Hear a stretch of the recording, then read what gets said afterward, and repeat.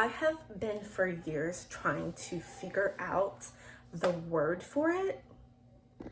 And I've finally figured out the word for my situationship that tore me to pieces. Homoerotic friendship. Mine was a codependent homoerotic friendship.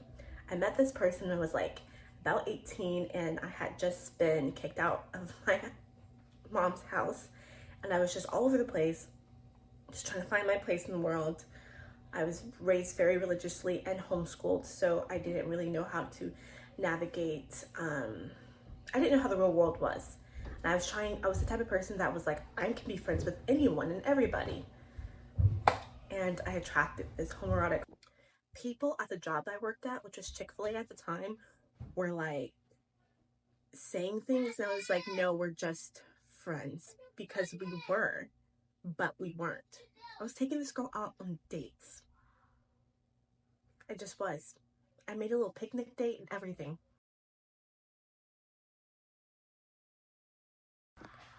We used to hold hands in public. I would have sleepovers at her house. I met her whole entire family, all 7 or 8 of her siblings. Mind you, this girl swears that nothing ever happened between us. There was nothing there. She swears by it, which is crazy because she was also the one being like, would we date? Would you date me? Would we date? All the freaking time that I thought she liked me. I tell this girl that I loved her, which she eventually says that she doesn't feel the same way. She doesn't swing that way, even though prior, a while back, she had dated a girl for like, that's when I realized I really had feelings for her, so I decided to tell her after that happened. She said, we can stay friends, it's no biggie, blah, blah, blah. I was heartbroken because I really thought that she liked me. When I realized, okay, maybe she really didn't, it was all in my head, I kind of moved on and we were still friends. But there was a drastic shift difference between the way she was acting. People told me that she wasn't worth it, that she's giving me mixed signals, I need to move on with my life. But yeah, I was still in denial. I was still in denial that I really just was going to embrace liking girls, even though she moved back to North Carolina, which is her home, and I moved after her. Not to the same city, I moved 2 hours away, but she was like my only friend because I had gone through a season where I ditched all my friends. It was needed. It was all needed. But she was saying that we act like a couple, that we would date. We'd go on dates and she was like, I want to be with someone like you, or I want to date someone like you. And then on top of that, she was writing me love notes, love letters, text messages. I love you text messages. And it's funny because when I look back at those messages, I'm like, okay, maybe it was just a sweet friend thing, but I've never had anyone do that before. So I don't think it was literally a homoerotic friendship. That's what it was. And I was so codependent, which showed me my attachment style and all kinds of stuff. Honestly, I'm over it, but there's a tiny piece of me that's just like, that was so heartbreaking. I never want to experience that much pain again. She essentially ended our friendship over saying, you still pursue women, right? Like, you know I'm gay. Like, yeah. And then she's gonna say, I don't want to be tempted. I don't feel the need to be close to you because I don't want to be tempted. Mind you, like I said before, I was raised religiously.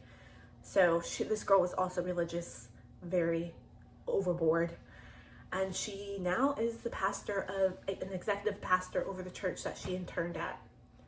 And I kind of dodged a bullet because I believe that if I love you, I'm supposed to love you.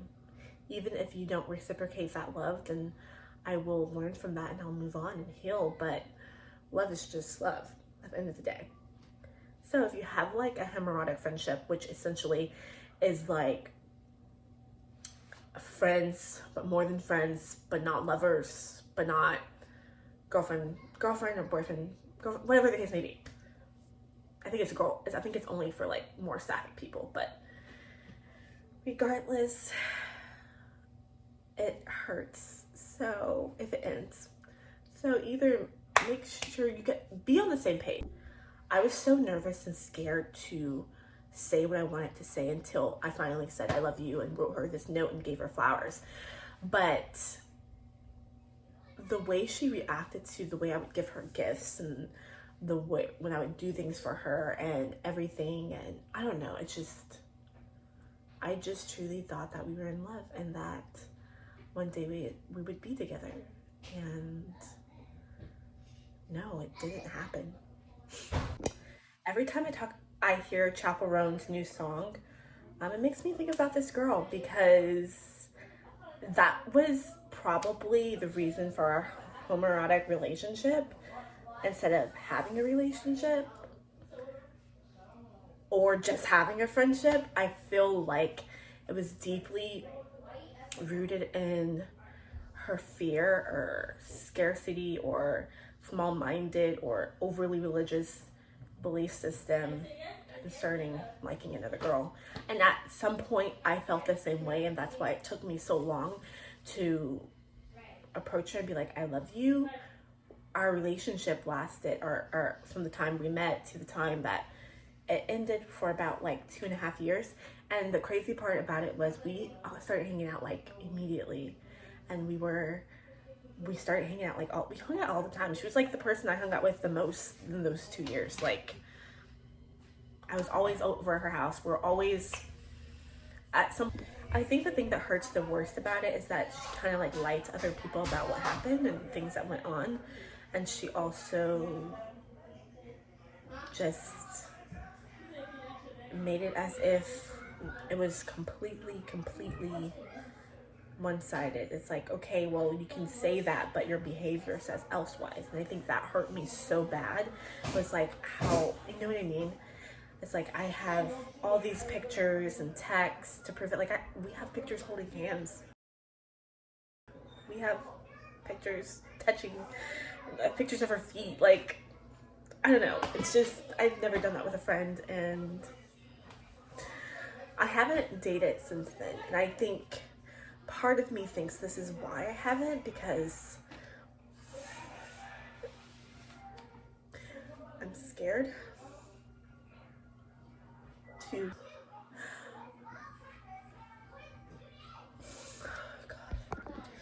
I'm scared to experience this again, but I also know that I don't have to experience this again, and I'm now older and I understand better of red flags, and I have a clear mind of boundaries that I'm willing to take.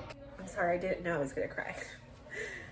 But I'm older now, and even though I haven't dated anyone or been anywhere close to having any relationship like that, I know that I have gone through the process of growing and healing and recognizing and understanding more of a way that has helped me learn to make better decisions and vet people. Like, people are great, but they're not going to always treat you so great. They're not going to do right. They're going to do you dirty. They're not going to be sorry about it, and they're going to justify it. She justified it because she was like, being gay is wrong. And of course, that's the most stupidest belief, I think. Probably not the stupidest, but it's high up there to have. But there's nothing I can do about it. I can't change someone's mind. I can't make anyone love me, and I shouldn't have to. I deserve better. I deserve someone who's just gonna love me for me, and I deserve someone who's gonna choose that. And yeah, so I've been waiting, and I'm going to continue to wait until it's time to take inspired action, or whatever the case may be. I don't know. But yeah.